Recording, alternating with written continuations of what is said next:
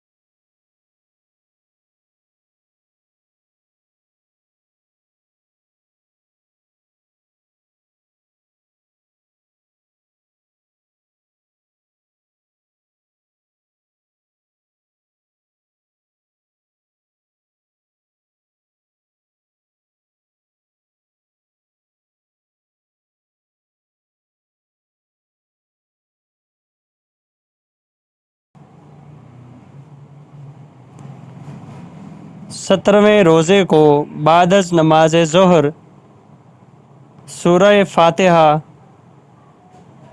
40 مرتبہ پڑھیں۔ اعوذ باللہ من الشیطان الرجیم، بسم اللہ الرحمن الرحیم، الحمد للہ رب العالمین، الرحمن الرحیم، مالک یوم الدین، ایاک نعبد و ایاک نستعین، اہدنا الصراط المستقیم، صراط الذین انعمت علیہم غیر المغضوب علیہم ولا الضالین، آمین۔ ترجمہ: اللہ کے نام سے جو بہت مہربان نہایت رحم کرنے والا ہے۔ سب تعریف اللہ تعالیٰ کے لیے جو تمام جہانوں کا پالنے والا ہے۔ اللہ بڑا مہربان نہایت رحم کرنے والا ہے، قیامت کے دن کا مالک ہے۔ ہم صرف تیری ہی عبادت کرتے ہیں اور تجھ ہی سے دعا چاہتے ہیں، تجھ ہی سے ہر طرح کی مدد چاہتے ہیں۔ ہمیں سیدھی اور سچی راہ دکھا، ان لوگوں کی راہ دکھا جن پر تو نے انعام کیا، نہ کہ ان لوگوں کی جن پر تیرا غضب ہوا، اور نہ ہی گمراہ لوگوں کی۔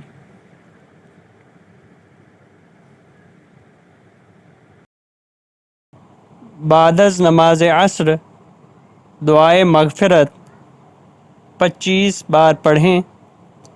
بسم اللہ الرحمن الرحیم، استغفر اللہ الذی لا الہ الا هو الحی القیوم واتوب الیہ۔ ترجمہ: میں اللہ تعالیٰ سے اپنے گناہوں کی معافی مانگتا ہوں۔ اللہ جس کے سوا کوئی معبود نہیں، وہ ہمیشہ ہمیشہ زندہ رہنے والا اور کائنات کو تھامنے والا ہے، اور میں اسی کی طرف رجوع کرنے والا ہوں۔ فائدہ: حدیث شریف میں آیا ہے کہ حضور علیہ الصلاۃ والسلام ایک دن میں 200 مرتبہ استغفار فرمایا کرتے تھے۔ سبحان اللہ۔ بعد از نماز مغرب کلمہ استغفار 47 مرتبہ پڑھیں۔ ترجمہ: میں اللہ سے معافی مانگتا ہوں جو میرا پروردگار ہے، ہر گناہ سے جو میں نے کیا، جان بوجھ کر یا بھول کر، یا در پردہ کیا یا کھلم کھلا کیا، اور میں توبہ کرتا ہوں اس کے حضور میں اس گناہ سے جو مجھے معلوم ہے اور اس گناہ سے بھی جو مجھے معلوم نہیں ہے۔ بے شک اے اللہ تو غیبوں کا جاننے والا ہے اور عیبوں کا چھپانے والا ہے، اور گناہوں کا بخشنے والا ہے، اور گناہوں سے بچنے کی طاقت اور نیک کام کرنے کی قوت اللہ ہی کی طرف سے ہے جو عالی شان اور عظمت والا ہے۔ بعد از نماز عشاء سورۃ فتح 1 مرتبہ پڑھیں۔ اس کے بعد گنجائش اور طاقت ہو تو اپنا پہنا ہوا اس دن کا لباس صدقہ کر دیں۔